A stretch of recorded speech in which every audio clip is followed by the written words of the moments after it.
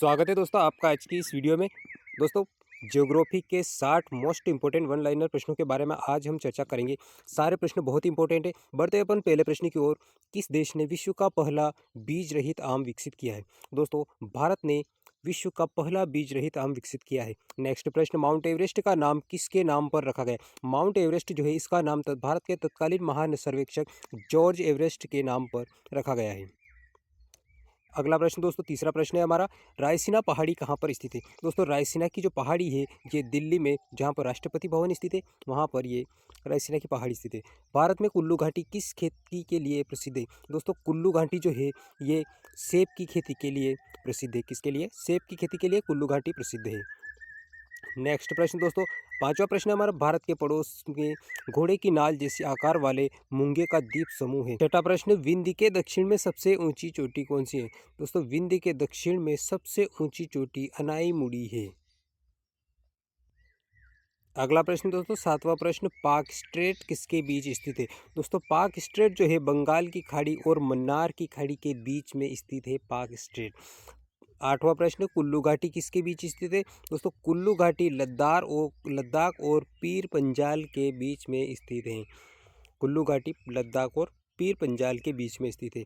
Next प्रश्न, सबरीमाला केरल राज्य के पेरियार टाइगर रिजर्व के अंदर किस पर्वत श्रृंखला में स्थित है? दोस्तों, सबरीमाला मंदिर जो है ये केरल राज्य के, तो ये पश्चिमी घाट जिसे सह्याद्री कहा जाता है, यहाँ पर स्थित है। कहाँ पर स्थित है? पश्चिमी घाट।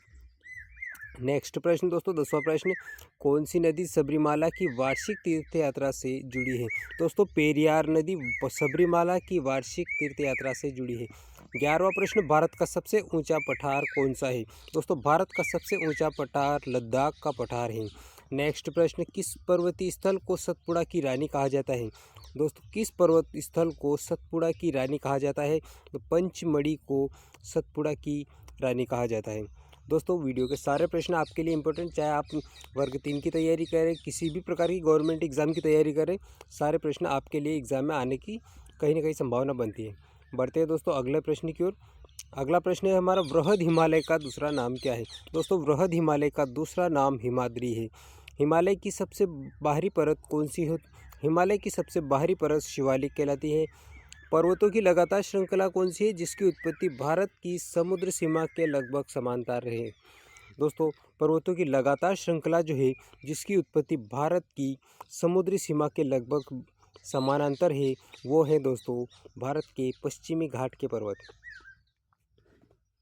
अगला प्रश्न दोस्तों, 16वां प्रश्न, सियाचिन हिमनद किस घाटी के नदी के निकट स्थित है? दोस्तों, सियाचिन हिमनद नुब्रा नदी घाटी के निकट स्थित है। कहाँ पर ये? नुब्रा नदी। नेक्स्ट प्रश्न, 17वां प्रश्न, माउंट आबू जो एक पर्वतीय स्थल है कौन सी पर्वत श्रृंखला पर स्थित है? दोस्तों, माउंट आबू एक पर्वतीय स्थल है, पर्यटक स्थल भी है। ये अरावली नदी पर, अरावली पर्वत पर स्थित है। कौन से पर्वत पर? अरावली पर्वत पर स्थित है। भारत में सबसे लंबा समुद्री तट कौन सा है? दोस्तों, भारत में सबसे लंबा समुद्री तट मरीना बीच है। कौन सा है? मरीना बीच।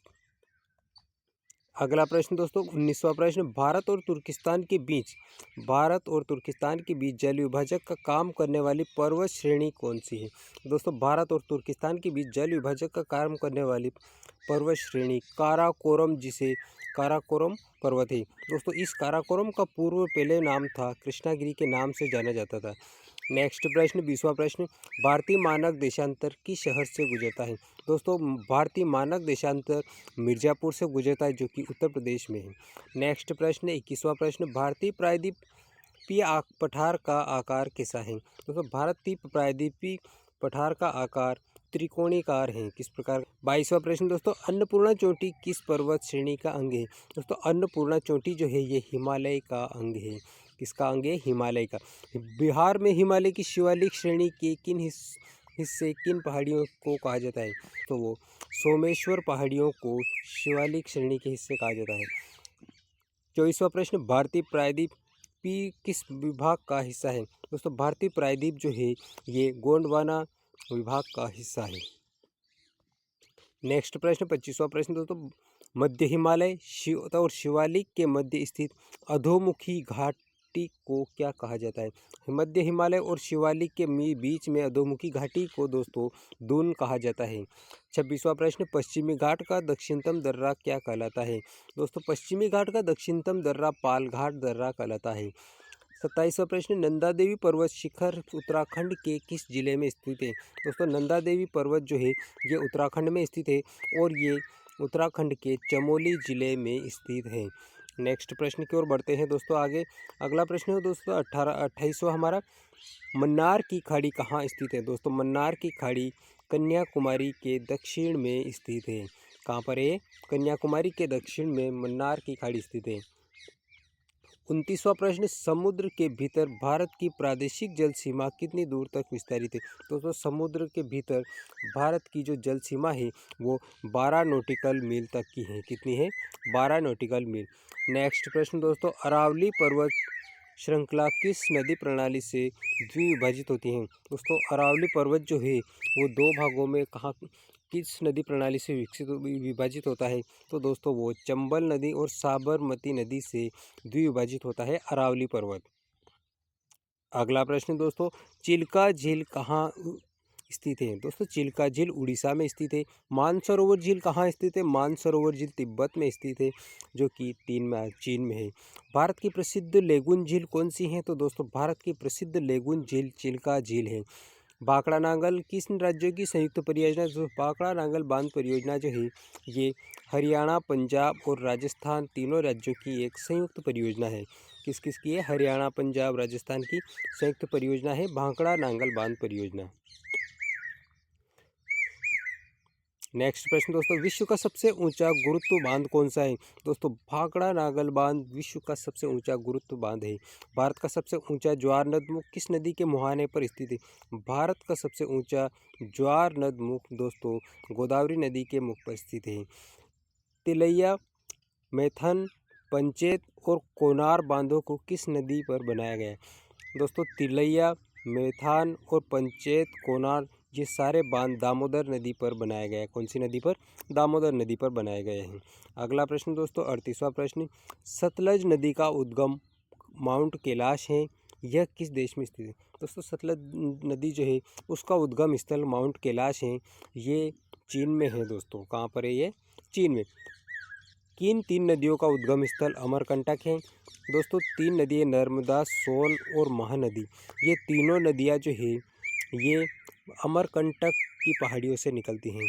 नेक्स्ट प्रश्न, सबसे बड़ी मानव निर्मित झील कौन सी है? दोस्तों गोविंद सागर हिमाचल प्रदेश में स्थित है, ये सबसे बड़ी मानव निर्मित झील है। अगला प्रश्न दोस्तों 41वां प्रश्न, ताला जल विद्युत परियोजना जिससे 1020 मेगावाट बिजली मिलने की आशा कहाँ स्थित है? दोस्तों ये जो परियोजना है ये भूटान में स्थित है। कहाँ पर है? भूटान में। प्रस्तावित समुद्री मार्ग सेतु समुद्रम की समुद्री वीथिकाओं से गुजरने वाली नहर है। दोस्तों ये मन्नार की खाड़ी समुद्री वीथिकाओं से गुजरने वाली नहर है। किससे? मन्नार की खाड़ी। सबसे विशाल चिनाई बांध का निर्माण किस नदी पर हुआ है? तो दोस्तों सबसे विशाल चिनाई बांध का निर्माण महानदी पर हुआ है। कौन सी नदी पर? महानदी पर इसका निर्माण हुआ है। नेक्स्ट प्रश्न दोस्तों, भारत में किस स्थान पर सबसे पहला जल विद्युत शक्ति संयंत्र लगाया गया था? दोस्तों भारत में शिव समुद्रम पर सबसे पहला जल विद्युत शक्ति संयंत्र लगाया गया था। कौन सी नदी कच्छ के रण में समाहित हो जाती है? दोस्तों लूनी नदी कच्छ के रण में समाहित हो जाती है। सियाचिन ग्लेशियर के पिघलने से बना पानी किस नदी का मुख्य स्रोत है? दोस्तों सियाचिन ग्लेशियर के पिघलने से बना पानी नुब्रा नदी का मुख्य स्रोत है। कौन सी नदी का? नुब्रा नदी का। माजुली विश्व का सबसे बड़ा नदी द्वीप है, असम के किस जिले में स्थित है?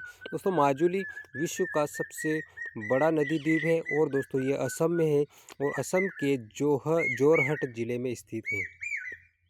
अगला प्रश्न दोस्तों, भारत में कौन सी परियोजना संयुक्त राज्य अमेरिका और टेनिस वैली अथॉरिटी जैसी परियोजना है? दोस्तों इसके जैसी दामोदर घाटी परियोजना है। फरक्का बैराज किन दो देशों के बीच का विवाद का कारण है?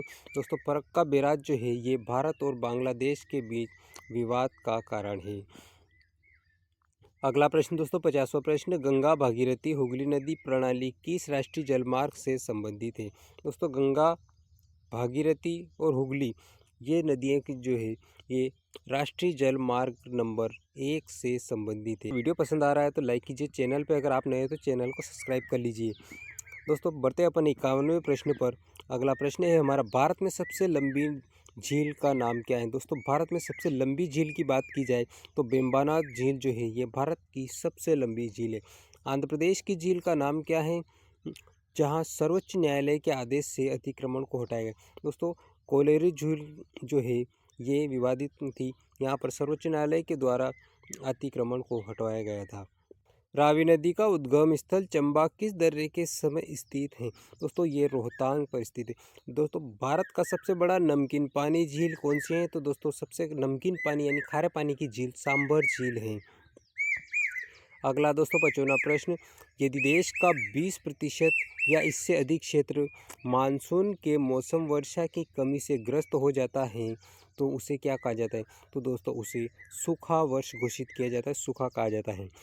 सुरमा नदी जिसे बराक नदी के नाम से भी जाना जाता है कहाँ से निकलती है? दोस्तों सुरमा नदी जो है ये मणिपुर की पहाड़ियों से निकलती है।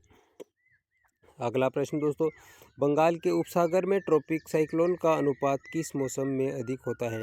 दोस्तों बंगाल के उपसागर में ट्रॉपिक साइक्लोन का अनुपात ग्रीष्मकाल के बाद सर्वाधिक होता है। नेक्स्ट प्रश्न, गंगा बेसिन पर वर्षापात का विभाजन पैटर्न घटता है? तो दोस्तों ये पश्चिम से पूर्व और उत्तर से दक्षिण की ओर घटता है। अगला प्रश्न दोस्तों 58वां प्रश्न, वे दो राज्य जिनमें लौटते हुए मानसून के दौरान प्रायः चक्रवात आते हैं? तो दोस्तों लौटते हुए मानसून के दौरान चक्रवात आंध्र प्रदेश और उड़ीसा में आते हैं। कहाँ पर आते हैं? आंध्र प्रदेश और उड़ीसा में लौटते हुए मानसून से चक्रवात आते हैं। नेक्स्ट प्रश्न, किन महीनों में दौरान बंगाल की खाड़ी में बार बार उष्णकटिबंधीय चक्रवात आते हैं? तो दोस्तों अक्टूबर नवंबर महीने में बंगाल की खाड़ी में बार बार चक्रवात आते हैं।